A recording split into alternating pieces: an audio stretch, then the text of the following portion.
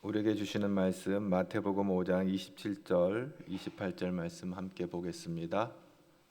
마태복음 5장 27절, 28절 한 목소리로 함께 봅니다. 또 간음하지 말라 하였다는 것을 너희가 들었으나 나는 너희에게 이르노니 음욕을 품고 여자를 보는 자마다 마음에 이미 간음하였느니라.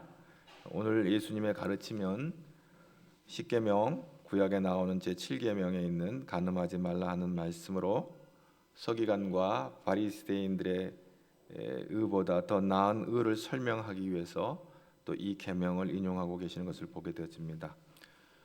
이스라엘 백성들이 시내산에서 율법 십계명을 받을 때 이제 모세의 인도함을 받아 시내산 앞에 도착하게 되어지는데, 그때 하나님께서 이스라엘 백성들에게 향하신 말씀이 출애굽기 19장 5절 6절 말씀입니다. 우리 한번 또 19장 5절 6절 말씀을 같이 보겠습니다.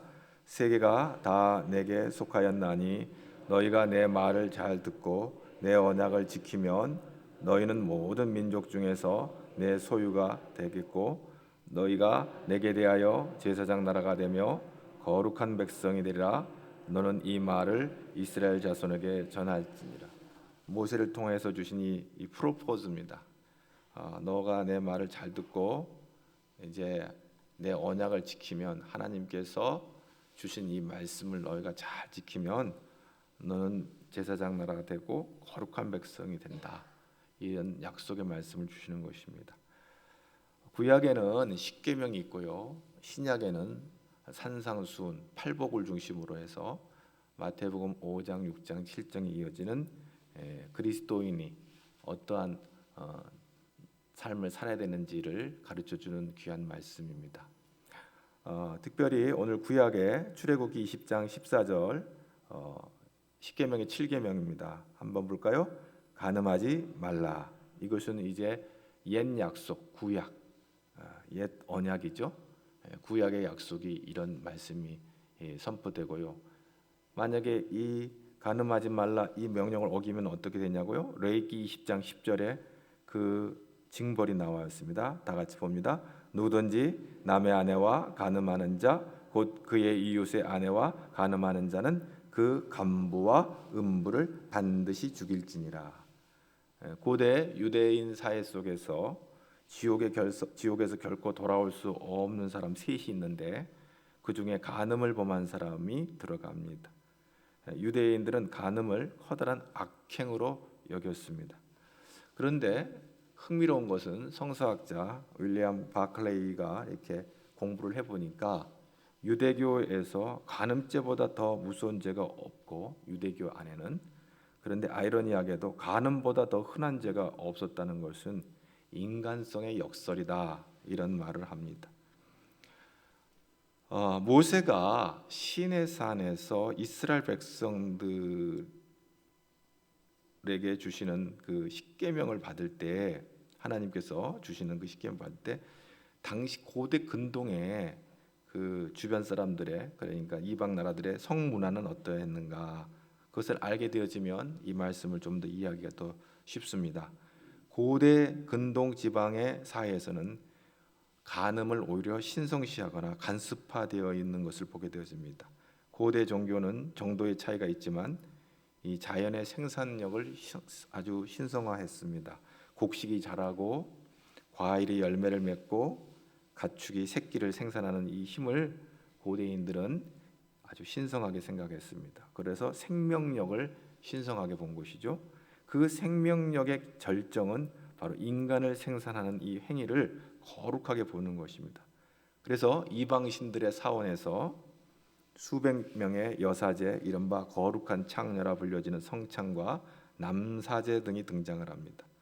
구약 성경 곳곳에 이러한 영향을 받은 종교 매춘에 대한 경고가 들어 있습니다. 종교 창녀를 금하는 것은 물론 이러한 행위를 통해서 얻어지는 돈을 성전에 바치는 것을 금했습니다. 신명기 23장 17절에 보면 이스라엘 여자 중에 창기가 있지 못할 것이요 이스라엘 남자 중에 남창이 있지 못할지니라. 그러면 안 된다는 얘기죠.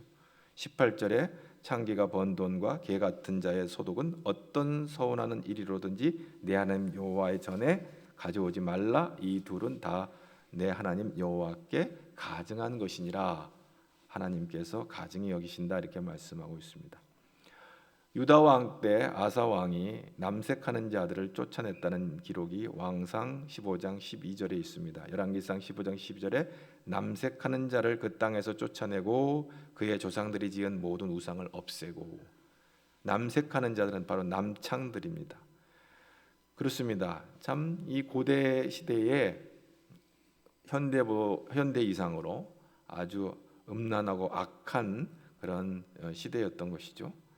이 생산의 힘을 신성화하는 것은 종교에서뿐만 아니라 풍습에서도 행해졌습니다. 오늘날 레바논 지역이죠. 거기에 바알벡 사원이 있는데 거기에 아스파르테 타르페 신전에서는 그 처녀들이 일생에 한 번 낯선 사람과 관계를 맺는 일이 있었고요.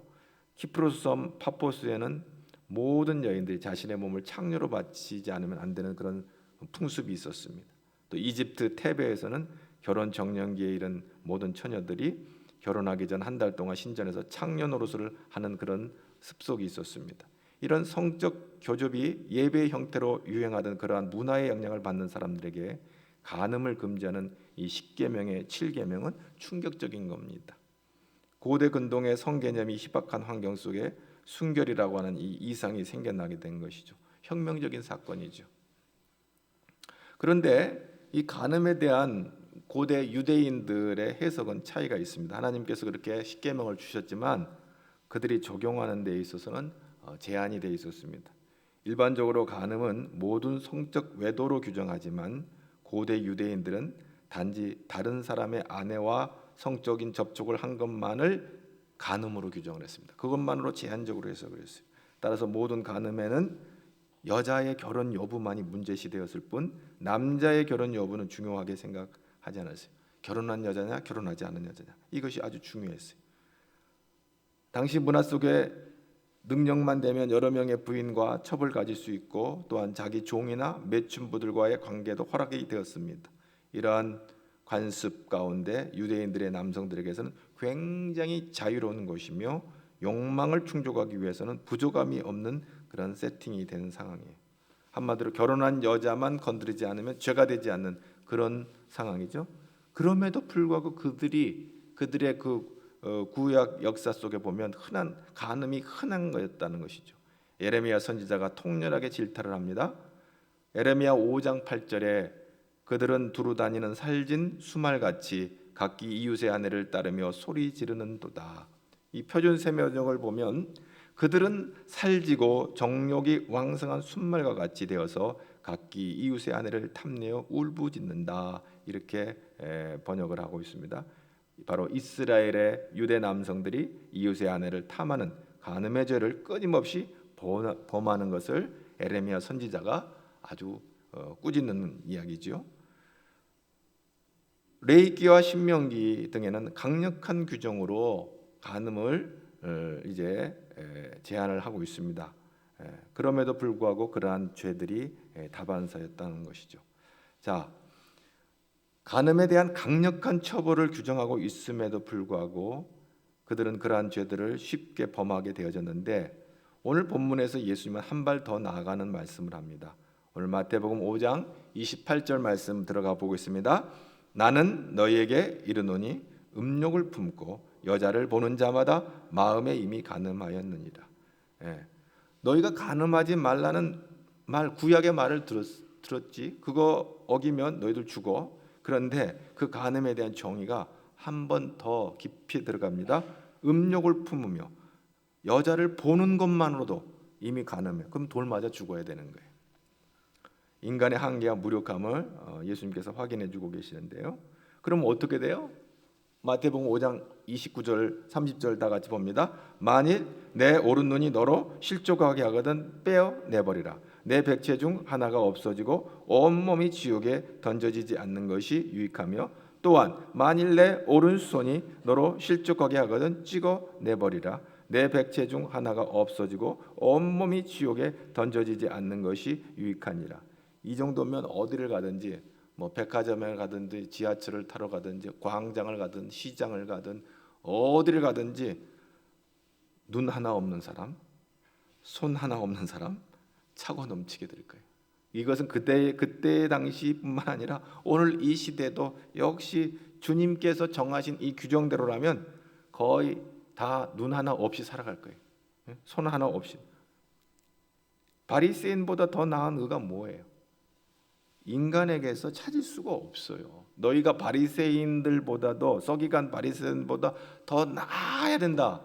너 그러면 나 하나님 나라 못 들어온다.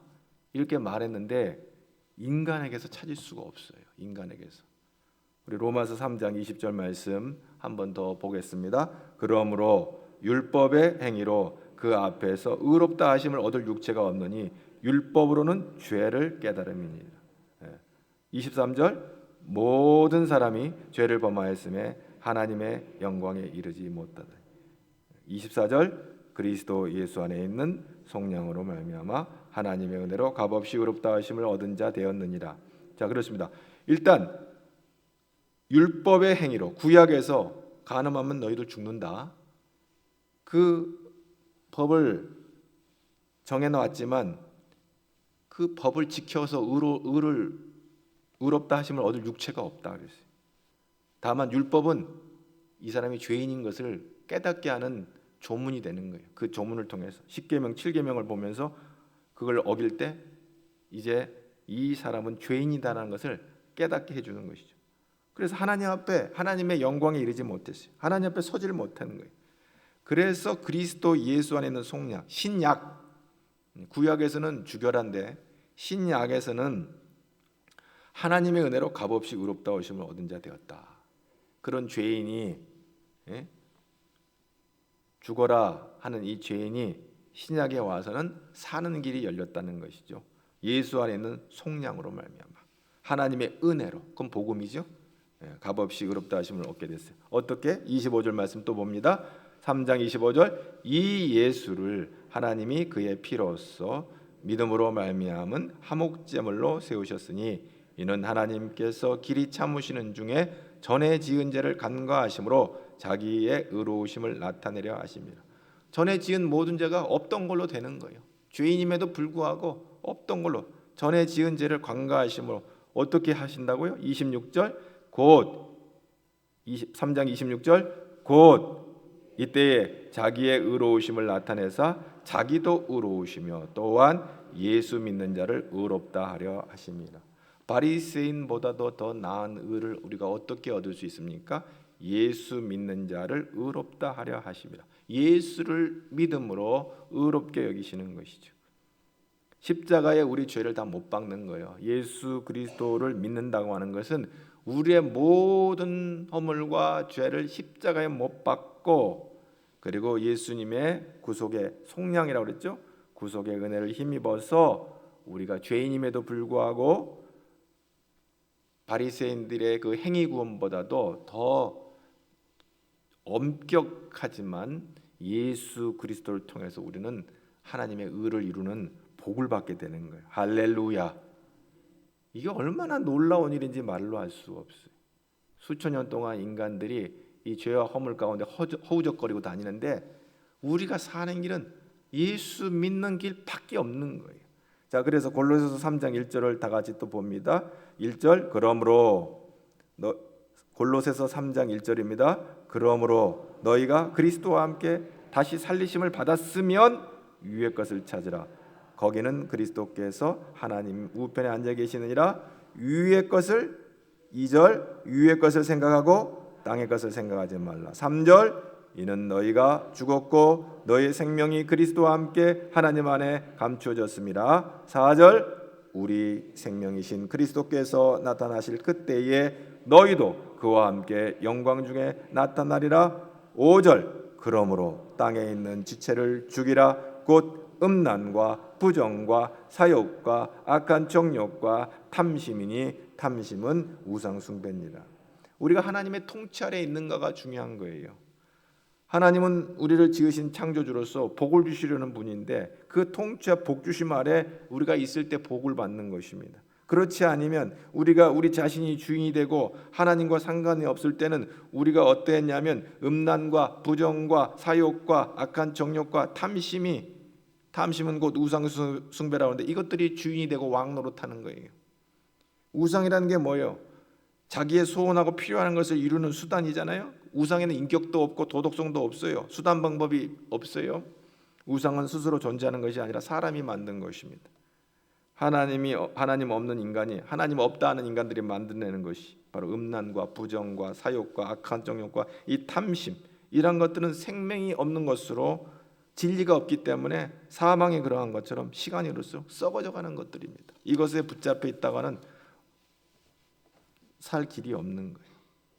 사실 간음의 문제는 우리가 눈 빼고 손 자른다고 해결되는 게 아니에요. 다시 한번 우리 골로새서 3장 5절 말씀을 봅니다. 3장 5절, 그러므로 땅에 있는 죄를 죽이라. 곧 음란과 부정과 사욕과 악한 정욕과 탐심이니 탐심은 우상 숭배니라. 6절, 이것들로 말미암아 하나님의 진노가, 거기까지 6절 말. 이게 뭐냐면 하나님과의 관계가 되어지는 거예요. 하나님의 진노가 임한다. 이것 때문에 너희들이 하나님의 진노가 임하게 된다. 그래, 하나님과의 관계의 문제인 것을 보고 되죠. 인간이 그냥 살다 인간끼리 그냥 그렇게 죽어버리면 끝나는 게 아니고 하나님의 진노가 임한다. 7절 시작. 너희도 전에 그 가운데 살 때는 그 가운데서 행하였으나 8절 이제는 너희가 이 모든 것을 벗어버리라. 곧 분함과 노염과 악의와 비방과 너희의 입에 부끄러운 말이라. 하나님과의 관계의 문제다. 창세기 39장에 보면 요셉이 보디발 장군의 집에서 일할 때 그의 부인의 유혹을 받게 됩니다. 창세기 39장 7절에 보면 그 주인의 처가 요셉에게 눈짓하다가 통침하기를 청하는 그런 장면이 나옵니다. 자, 그 당시 애굽은 성적인 윤리감이 대단히 결여된 나라였습니다. 애굽에서 발견된 기념 이런 그 비문 같은데 보면 애굽의 여인들은 수치를 모르는 여인들이라고 이렇게 표현되어 있는데 성적으로 문란한 여인들이라고 볼 수 있는 것이죠. 자, 요셉을 유혹하는 상대는 보디발의 아내였지만 그는 권력자의 아내였어요. 그의 요구를 거절하면 그동안 누려온 그 요셉의 그 자기가 누렸던 것들을 한순간에 다 빼앗길 수도 있는 그런 상황이죠. 저항하기 어려운 아주 강력한 유혹이었습니다. 그런데 요셉은 단호하게 거절합니다. 그 이유가 있어요. 요셉이 붙잡은 이유가 있어요. 왜? 그 27살 청년, 혈기방장한 청년이 그 보디발의 아내의 유혹을 거절한 그 분명한 이유가 바로 창세기 39장 9절에 나와 있습니다. 함께 봅니다. 이 집에는 나보다 큰 이가 없으며 주인이 아무것도 내게 금하지 아니하여서도 금한 것은 당신뿐이니 당신은 그의 아내임이라. 그런즉 내가 어찌 이 큰 악을 행하며 하나님께 죄를 지으리까. 그 아주 성의식이 희박한 시대에 살고 있던 그 시절에 27살의 청년 요셉이 이 음행은 하나님께 죄를 짓는 거라는 이 의식을 가졌다고 하는 거 굉장한 겁니다. 굉장히 의식화된 거죠. 의식화된 사람이죠. 그레이트 맨이에요. 이럴 수가 없어요. 하나님이 살아계시다는 것을 인정하고 하나님께 죄 짓는 거다. 이게 거의 4,000년 전 얘기예요. 3,700~800년 전에 하나님께 죄 짓는 거다. 요셉은 여호와 하나님 앞에서 죄를 짓지 않겠다는 확정된, 픽스된, 확고한, 단호한 마음이 있었어요. 이것 때문에 감옥에 가서 고생을 하고 우여곡절을 겪지만 그럼에도 불구하고 요셉은 이게 픽스되어 있는 거예요. 나는 하나님의 약속을 붙잡는, 이 아주 놀라운 것이죠. 그래서 그 창세기 39장 그 쭉 내려가서 23절에 가보면 이제 그 감옥에 들어갔는데 간수장에게 은혜를 입어요. 그런 어떤 성실한 이 요셉이 간수장의 은혜를 입어서 하나님과 함께 하심으로 그가 범사에 형통했다 그랬어요. 여러분, 어떠한 감옥에 가든지 아니면 높은 자리에 올라가든 어떠한 자리 가든지 요셉은 형통했어요. 이 형통은 뭘 의미하냐? 하나님과 함께하는 삶을 살았다는 거예요. 우리는 형통은 부귀영화를 누려야 형통이라고 하지만 감옥에서도 형통한 것은 뭐예요? 사람들 앞에 인정받고 그들로부터 덕을 세우면서 영어 성경은 성공했다고 표현해요. 성공적인 인생을 살았다. 석세스. 그렇게 표현해요. 자, 요셉은 감옥에서도 하나님과의 언약의 그 약속을 붙잡은 귀한 아들이었습니다. 여러분, 하나님의 말씀, 이건 하나님이 우리에게 주시는 복 주시려고 주시는 프로포즈예요.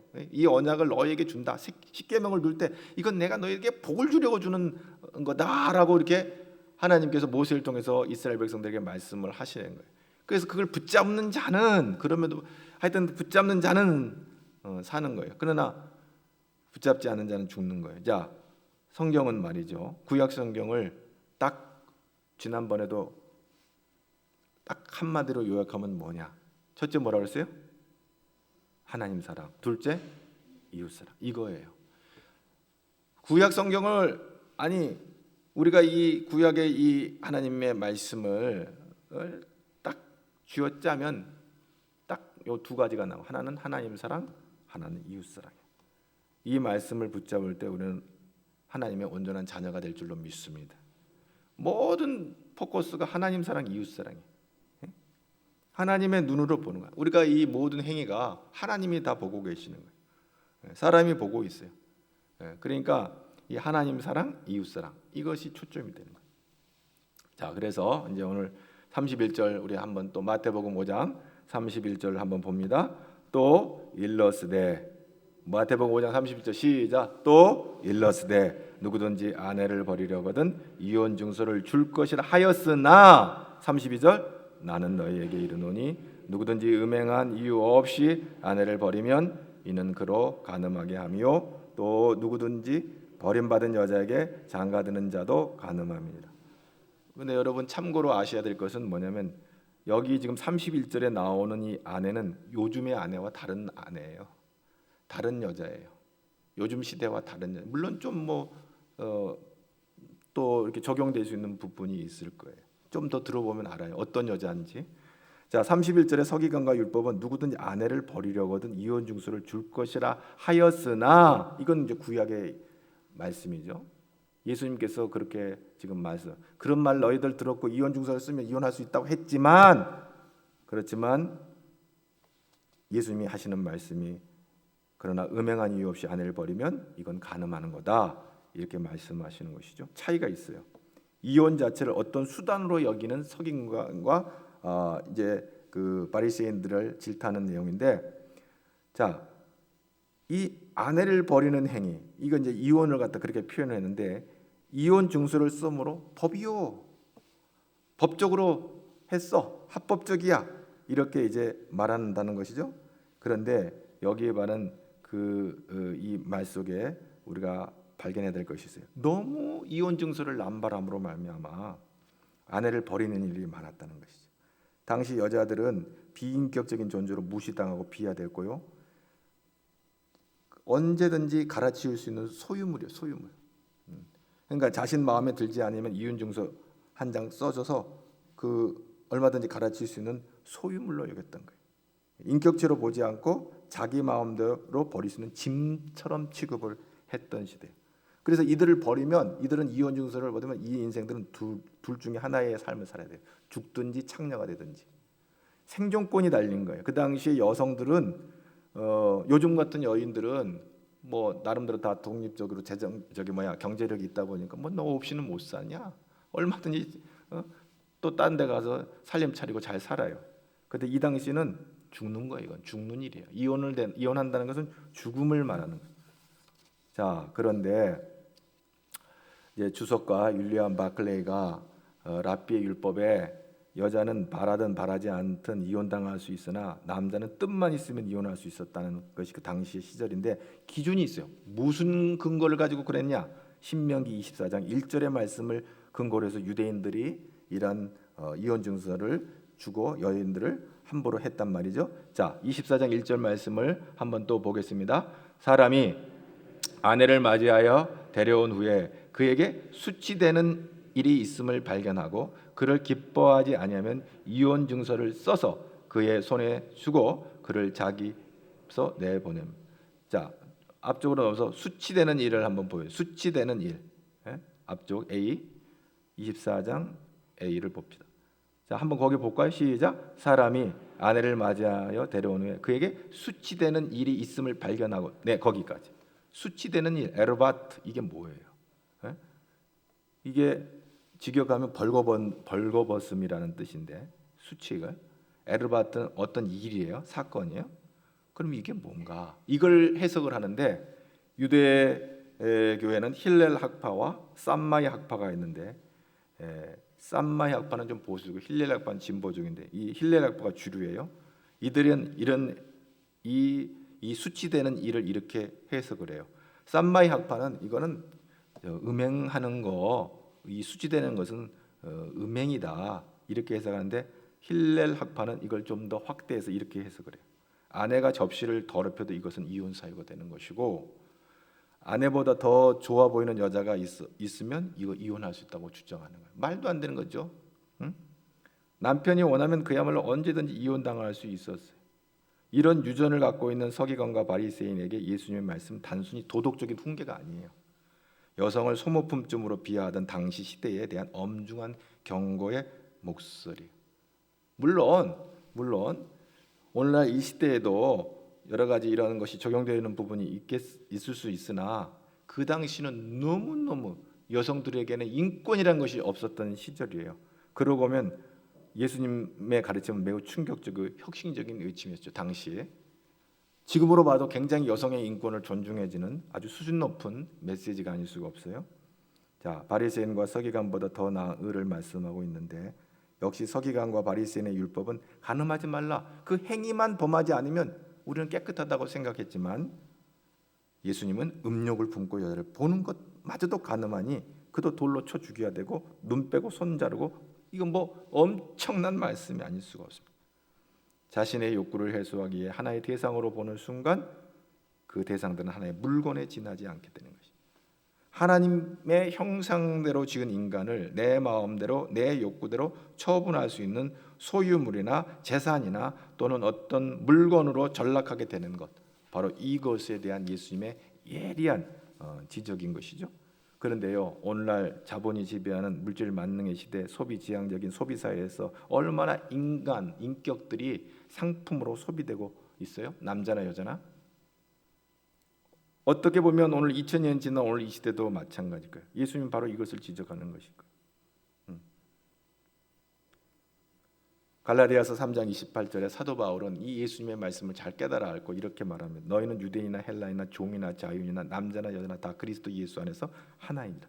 2000년 전에 이거는 파격적인 얘기예요. 어떻게 여자와 남자가 동등할 수 있고, 종과 자유인이 어떻게 동등할 수 있고, 유대인과 헬라인이 어떻게 하나가 될 수가 없어요. 거기는 서열이 있고 순서가 있고 다 계급이 있고 함부로 할 수가 없는 거예요. 그런데 예수님께서는 그런 모든 것들을 다 이제 무너뜨리는 아주 혁명적인 얘기를 한 것이죠. 자, 그래서 에베소서 5장 1절 다 같이 한번 들어가 보겠습니다. 그러므로 사랑을 받은 자녀같이 너희는 하나님을 본받는 자가 되고, 그리스도께서 너희를 사랑하신 것 같이 너희도 사랑 가운데서 행하라. 그는 우리를 위하여 자신을 버리사 향기로운 제물과 희생 제물로 하나님께 드리셨느니라. 자, 그러면 어떻게 하라고요?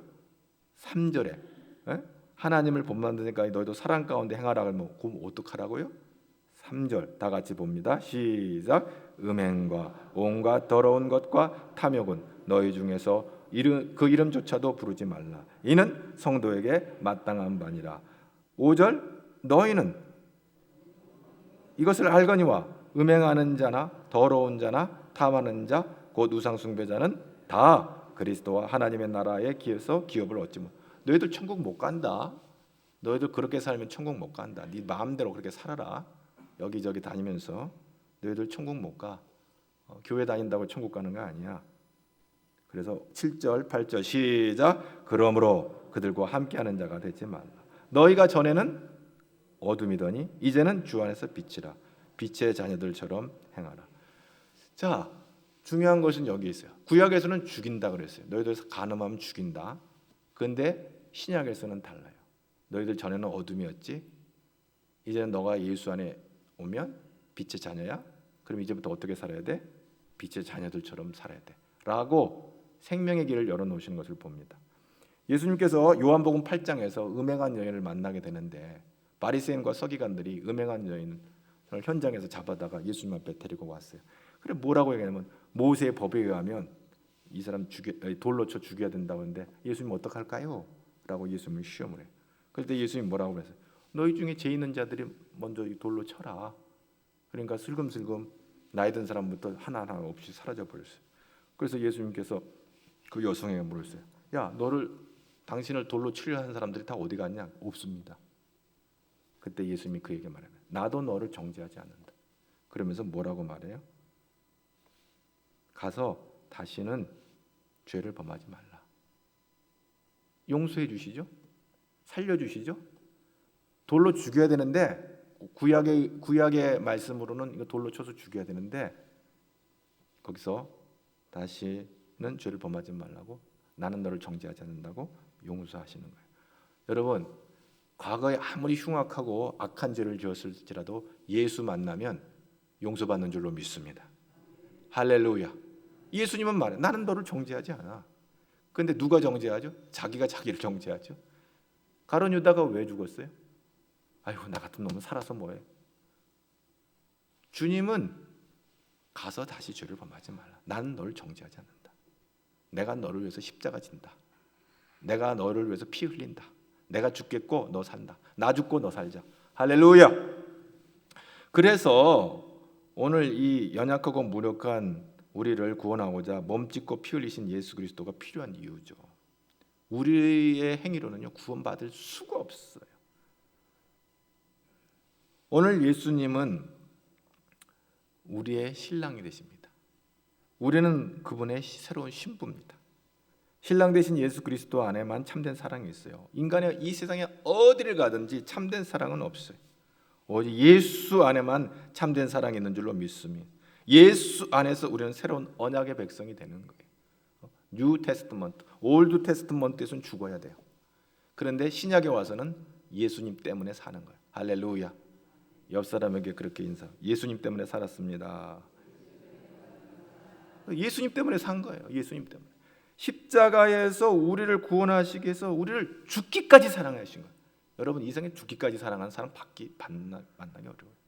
예수님이 우리를 죽기까지 사랑하셨어요. 그래서 그 사랑을 힘입어서 우리는 다시 오실 신랑 되신 예수 그리스도를 소망하면서 우리는 그리스도의 신부, 이 교회는 그리스도의 신부예요.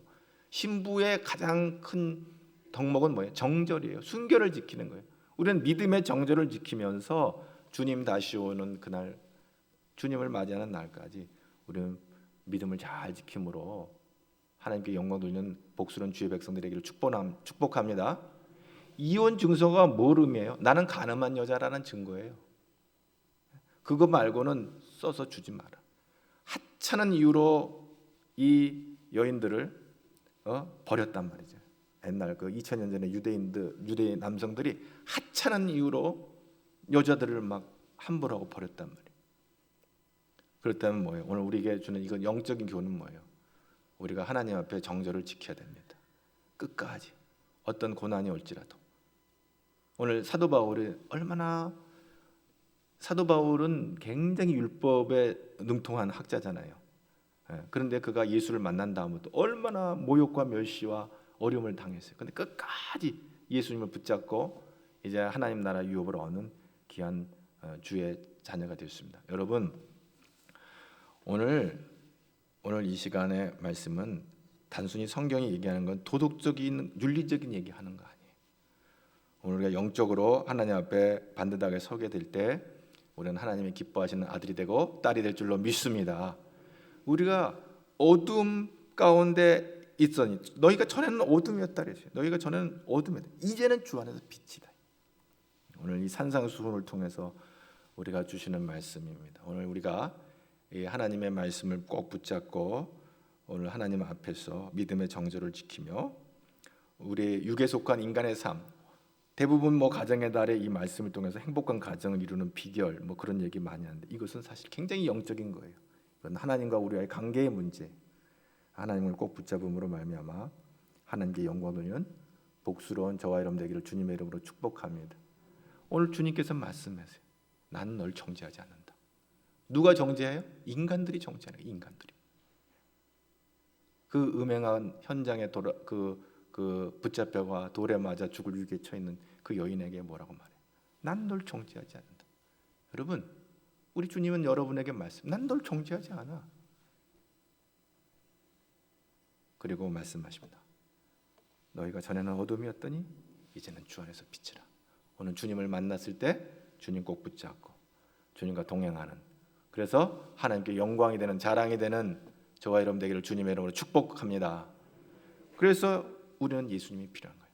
한번 옆 사람에게 한 번만 더 인사. 당신은 예수님이 필요합니다. 할렐루야. 오늘 우리가 자유하기를 원합니다. 하나님은 오늘 우리를 인격적으로 만나주시고 또 우리를 자유케 하십니다. 우리는 어떠한 상황과 조건과 환경 가운데서도 흔들리지 않기를 원합니다. 우리가 주님을 만날 때 우리는 모든 죄, 우리가 지금까지 지나온 모든 죄에서 우리는 자유케 되는 것입니다. 나 십자가에 못 박히고 우리는 주 안에서 자유하는 것입니다. 이 복이 오늘 저와 여러분의 복이 되기를 주님의 이름으로 축복합니다. 하나님 감사합니다. 오늘도 우리를 사랑하시고 복 주시기를 위해서 말씀으로 이루하시고 격려하시는 아버지 하나님, 우리는 세상의 윤리나 도덕으로 우리를 잣대로 평가할 때도 부끄럽지만 하나님의 말씀 앞에 설 때 더 부끄럽습니다. 그럼에도 불구하고 난 널 정죄하지 않는다고 말씀하시고 용서하시는 우리 주님을 꼭 붙잡고 우리 신랑 되신 예수 그리스도와 더불어 영원한 천상에서 유업으로 얻기까지 달려나가는 믿음의 백성들 되게 하여 주옵소서. 예수님 이름으로 기도하옵나이다.